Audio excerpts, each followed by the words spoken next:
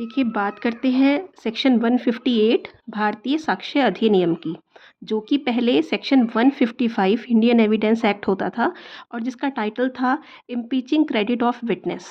तो यहाँ पर बात की जा रही है कि किसी विटनेस के क्रेडिट को कैसे इम्पीच किया जा सकता है, उसके कुछ यहाँ पर वेज दिए गए हैं।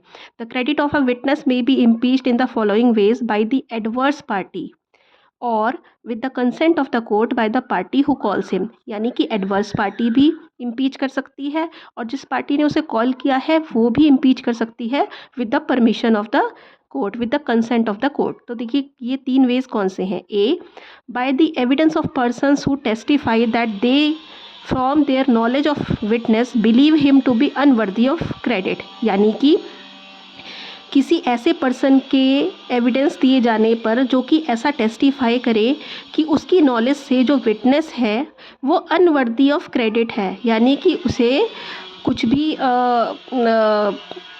क्रेडिट नहीं दिया जा सकता, उसको कुछ उसके ऊपर कुछ बिलीफ नहीं रखा जा सकता।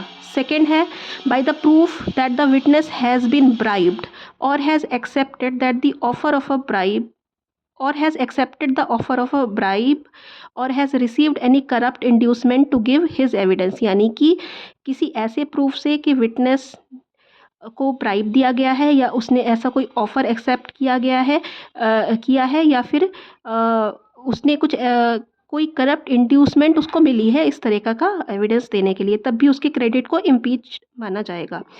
थर्ड है by the proof of former statements inconsistent with any part of his evidence which is liable to be contradicted.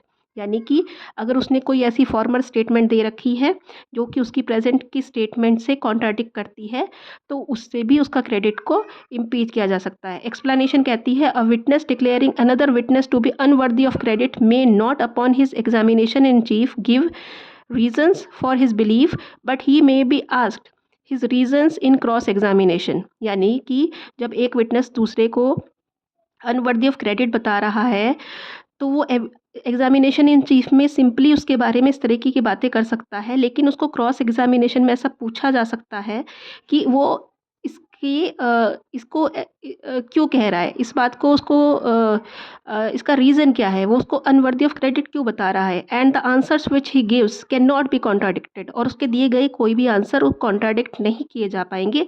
दो इफ़ दे आर फॉल्स, ये अलग बात है कि अगर वो गलत हो, he may afterwards be charge with giving false evidence.